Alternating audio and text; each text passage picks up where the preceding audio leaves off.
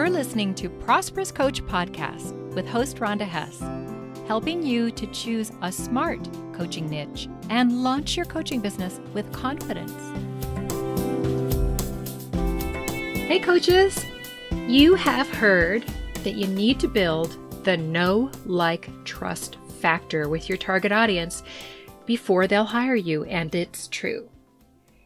Imagine that your ideal clients reach out to hire you and they are already feeling a deep connection with you and they want already what it is that you offer. It raises their willingness to invest at a high level and fully dedicate themselves to the work. So how can you convey credibility as a new coach?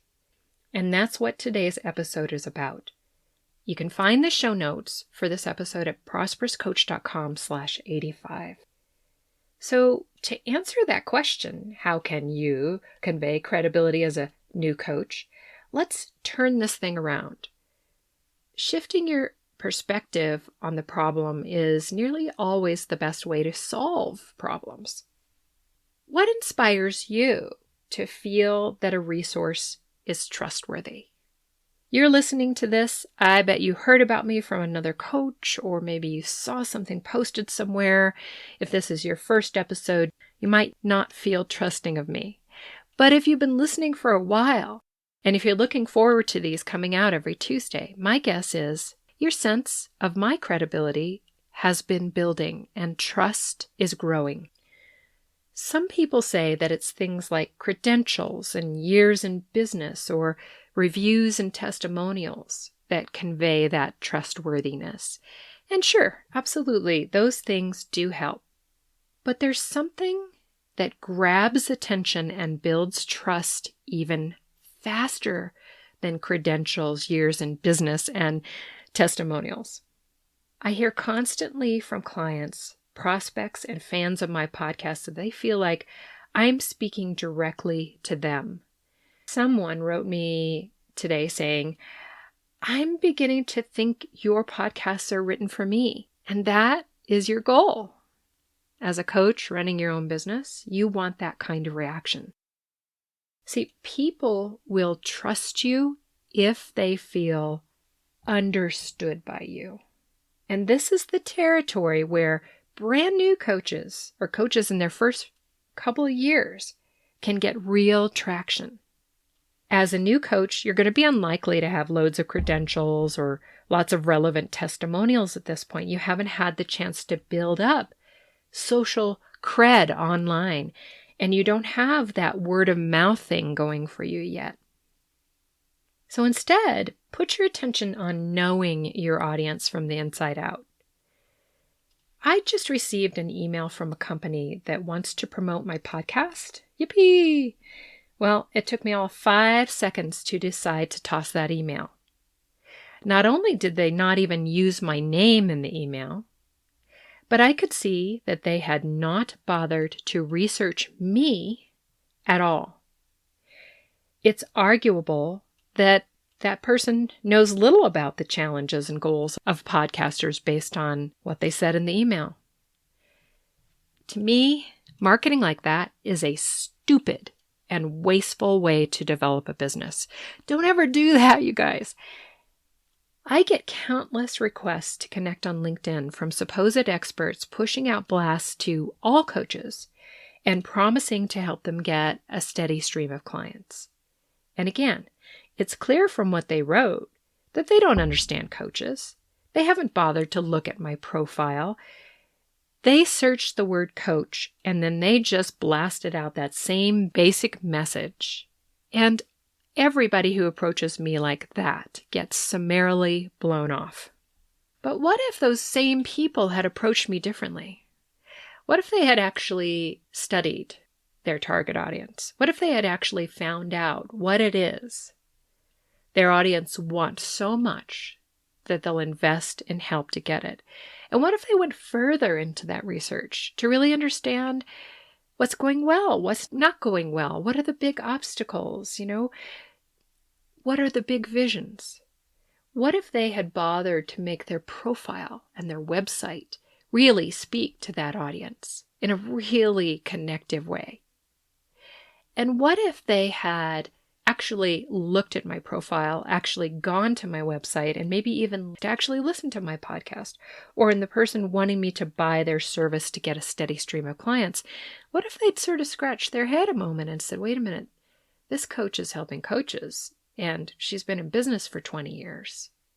Maybe I need to have a different kind of conversation with this person. I'm illustrating how you lose credibility here.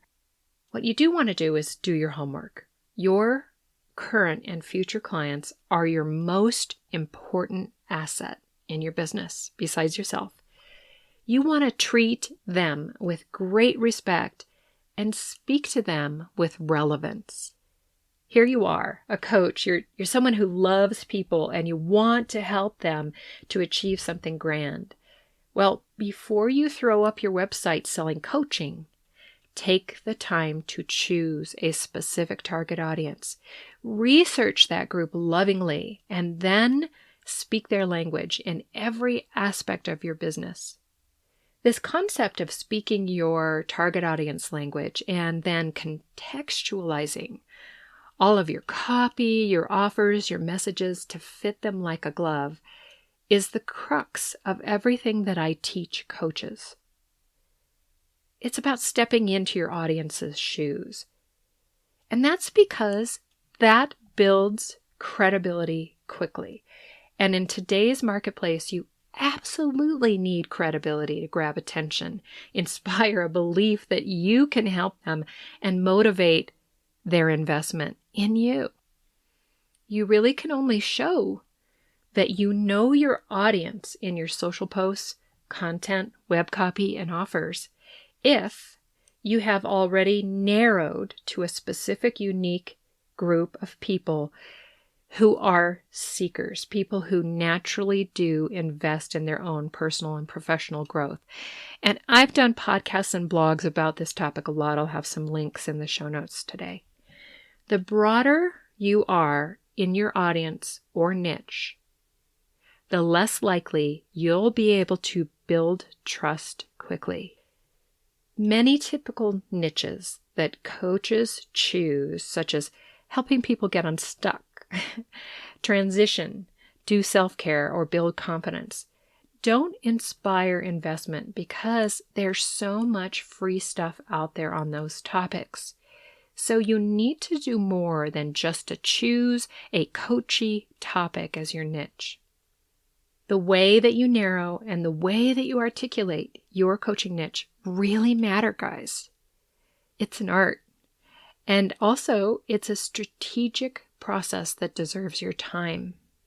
So, another thing that undermines credibility is shoveling out there the same stuff that other coaches do.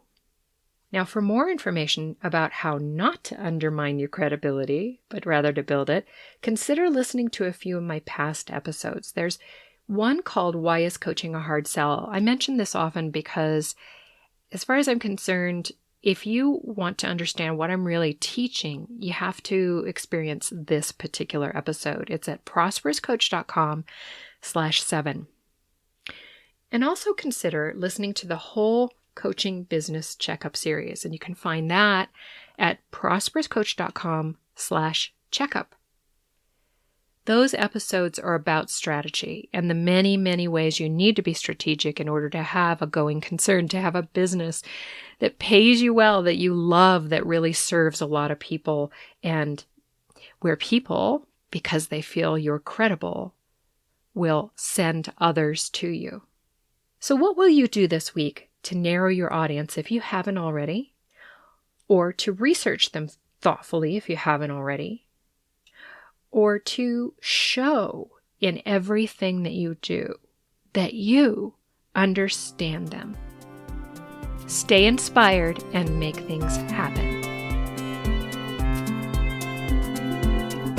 I'm so glad you tuned in to Prosperous Coach Podcast.